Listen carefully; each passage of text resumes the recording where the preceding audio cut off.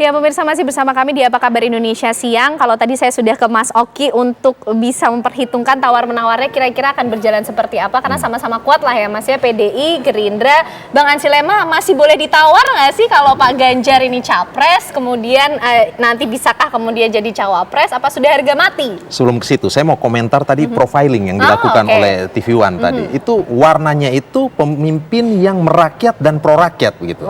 Dan sebenarnya ini hanya mau menegaskan yang sebenarnya sudah disampaikan oleh Presiden Joko Widodo.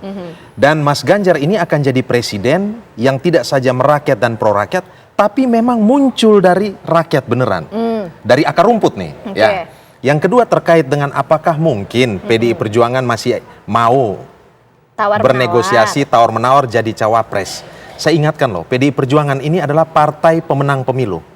Dan bukan cuma sekedar menang, tetapi menang di atas 20% dan memiliki golden ticket. Itu idol-idolan itu punya golden ticket, masa mau dikasih ke orang begitu. Dan kami mendapatkan golden ticket itu dengan kristalisasi keringat dan perjuangan. Kami sudah membangun kesiapan untuk kemudian maju dalam kontestasi Pilpres di 2024 mendatang ini. Jadi kalau hari ini kami ajukan Mas Ganjar sebagai calon presiden, itu sudah melewati berbagai fase dan tahapan. Sementara kalau menyangkut soal cawapres, belum ada petunjuk yang spesifik atau sinyal yang khusus yang diarahkan oleh Ibu Mega kepada nama-nama tertentu yang tadi disebutkan. Kalau sejumlah kriterianya kan tadi sudah dijawab oleh Mas Oki, bisa saja yang punya kantong suara yang besar di daerah atau mungkin yang lebih bersifat administratif. Tadi kalau kira-kira kalau dari Bu Mega sendiri lebih mencari sosok yang seperti apa sih Bang Ansi Lema sebagai cawapres? Ya, yang pasti bahwa proses komunikasi ya, negosiasi politik hari-hari ini lagi berjalan. Fase itu sekarang berada di sini.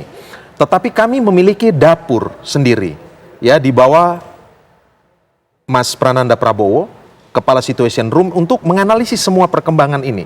Di dapur inilah kami akan menimbang-nimbang, ya, mencari katakanlah menghitung-hitung, mengkalkulasi, sehingga kemudian calon wakil presiden yang kita dapatkan itu bukan cuma sekedar menang, tetapi menang dan kemudian bisa bekerja dengan baik. Ada satu hal lagi yang saya mau tambahkan.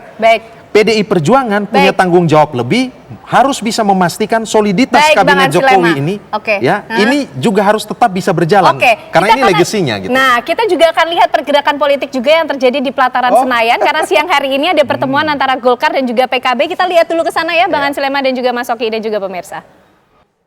Yaitu tadi pertemuan antara Golkar dan juga PKB sudah bertukar jaket, tapi maksudnya sebenarnya seperti apa? Bang Ansi Lema kalau membacanya gimana nih? Tadi juga kan sempat bilang kalau PDI sendiri juga ingin menyelesaikan dengan tuntas apa yang sudah dibangun dulu, paling tidak bersama dengan Pak Jokowi. Tadi Pak Erlangga Hartarto juga bilang soal 6 partai yang kayaknya semalam juga diundang tapi ada yang tidak terlihat, gitu kan? Ya, yang pasti apa yang dilakukan ini oleh Ketua Umum Partai Golkar dan Ketua Umum PKB ini masih dalam koridor demokrasi. Bertemu, berdiskusi, bermusyawarah, ya. Tadi kalau kita dengar catatannya itu adalah soliditas kabinet ini sebagai partai-partai yang mendukung Presiden Joko Widodo ini harus tetap terjaga. Yang tadi sebelum jeda saya mengatakan bahwa PDI Perjuangan sebagai pengusung utama Presiden Joko Widodo itu punya tanggung jawab lebih dalam tanda petik untuk memastikan soliditas ini tidak terganggu. Karena hanya ada kontestasi Pilpres di 2024 mendatang. Tanggung jawab, karena ini tanggung jawab sekaligus ini bisa menentukan legasi pemerintahan Presiden Joko Widodo. Apalagi kalau kita rekam berdasarkan semua banyak ya survei mengatakan bahwa approval rating, tingkat kepuasan terhadap pemerintahan Presiden Joko Widodo itu ada di 77% sekian. Nah, ini kan sesuatu yang baik yang harus kita jaga terus ya, pemerintahan Presiden Joko Widodo ini. Jadi saya secara pribadi kami melihat bahwa komunikasi-komunikasi yang dilakukan ini sebenarnya positif saja baik, dan ini ada dalam wilayah domain otoritas masing-masing partai politik. Kan seperti itu. Semalam Presiden Joko Widodo mengundang 6 partai politik yang masuk dalam koalisi. Berarti ada yang tidak diundang, Bang Ansi Lema? Ya pasti. Dan itu dikonfirmasikan kan. Partai Nasdem kan memang tidak diundang ya sebagai satu-satunya partai yang hari ini ada dalam pemerintahan Presiden Joko Widodo. Ibu Mega hadir, Pak Erlangga hadir, Pak Prabowo hadir, ya, Caimin hadir, Bang Zul juga hadir, dan juga Pak Margiono juga hadir. Nah, ini sesuatu yang indah karena memang ini adalah fase untuk duduk bersama, berkomunikasi, berpikir, dan jangan lupa bukan cuma sekedar kepentingan menjaga soliditas untuk legacy pemerintahan ini, tetapi mereka juga sudah meletakkan landasan-landasan menyangkut tantangan ke depan seperti apa dan bagaimana kira-kira kita membentuk sebuah kebersamaan ini, ya, kerjasama politik menuju 2024 ini sesuatu yang baik supaya bisa menjawab tantangan ke depan. Ya, kata kuncinya ini untuk keberlanjutan pemerintahan ke depan, dan saya kira masih dalam semangat demokrasi, masih dalam semangat yang juga dimiliki oleh PDI Perjuangan. Kami menanggapinya dengan positif saja. Sebagai bentuk tanggung jawab sekaligus memberikan legacy ya untuk kedepannya. Mas Oki, kalau tadi Pak Erlangga itu juga bilang ini koalisi besar 6 partai, artinya ada 3 partai yang tidak dimention ini kan. Nah, ini urutannya jadi korelasinya ke Anies gitu loh, Mas Oki. Nah, ini gimana nih membaca pertemuan siang hari ini juga, Mas Oki, antara Golkar dan juga PKB, pergerakannya ke depan seperti apa? Apalagi semalam ternyata Nasdem tidak diundang kalau kata Bang Ansi-Lema gitu kan.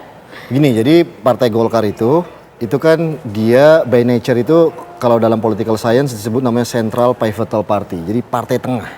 Gitu ya. Jadi partai tengah karena juga punya history dalam konteks teknokratisme, maka Partai Golkar ini juga memainkan fleksibilitas politik yang cukup baik menjadi hub bagi semua partai-partai yang ada. Nah, ini satu keuntungan memang bagi Partai Golkar. Nah, artinya ketika kita lihat kepemimpinan Airlangga Hartarto ini kan juga memainkan aspek teknokratisme itu yang menonjol, sehingga kemudian dia bisa berkomunikasi dengan berbagai partai yang ada, dengan PD Perjuangan, dengan Partai Gerindra, dengan PKB, bertemu dengan Nasdem dan PKS dan seterusnya. Ini yang juga menurut saya cukup menarik ya dari sebagai political hub. Nah, tentunya kalau kita dalam melihat proyeksi konstelasi ke depan itu, maka Partai Golkar ini juga sesungguhnya partai yang bisa match dengan berbagai partai yang lain. Kontestasi dan polarisasi partai-partai politik yang ada, yang sekarang ada gitu. Jadi ini juga menarik kita lihat kemana Partai Golkar dan keputusan apa yang akan diambil nanti pada akhirnya. Nah, pertemuan hari ini dengan Partai Kebangkitan Bangsa, lagi-lagi ini PKB juga cukup strategis, partai berbasis Nahdliyin gitu. Kita lihat juga mereka punya basis kekuatan yang juga cukup kuat ya di Jawa Timur, lalu kemudian di Jawa Tengah juga ada, perlu untuk diperhitungkan Jawa Barat juga. Ya, artinya ini kan juga partai yang memainkan posisi-posisi posisi-posisi ya tadi political hub tadi, intermediary ya, intermediary politik yang juga cukup signifikan, apalagi dalam bukan hanya dalam konteks pemenangan politik, tapi juga nanti ketika membangun sebuah pemerintahan baik itu di eksekutif maupun legislatif. Nah, jadi pertemuan hari ini sebenarnya yang menarik itu adalah bagaimana finalnya keputusan politik pertemuan ini. Baik. Akan kemana endgame-nya? Akan kemana endgame-nya? Seru sekali ya pertemuannya antara Golkar dan PKB dan juga pertemuan-pertemuan partai-partai lain mungkin yang akan berlangsung ke depan. Ya, dan Bang kita lihat siapakah jodohnya nanti yang akan dipertemukan. Kita akan tunggu karena tadi profil dari Mas Ganjar sudah disampaikan. Sudah kita hadirkan. Ya, jadi jodoh, siapa yang akan meminang? Jodoh itu ada persyaratannya dan syaratnya itu pasti bukan cuma angka-angka tapi juga nilai. Kita ini kan bukan mau membangun istana pasir, ya kan gitu. Bibit, bebet, bobot harus diperhitungkan. Intinya itu ya. Kita nanti tunggu kapan kemudian Bu Mega akan menyampaikan siapa yang akan bersanding dengan Mas Ganjar Pranowo. Pemirsa, itu tadi perbincangan kita bersama dengan Bang Ansi-Lema. Terima kasih Bang Ansi-Lema. Terima kasih. Thank you Mas untuk waktunya. Sehat selalu untuk semuanya, dan perbincangan tadi pemirsa menutup kebersamaan kita di Apa Kabar Indonesia siang hari ini. Saya Ken Ano. Dan saya Fena Gitan pamit. Terima kasih pemirsa. Sampai jumpa.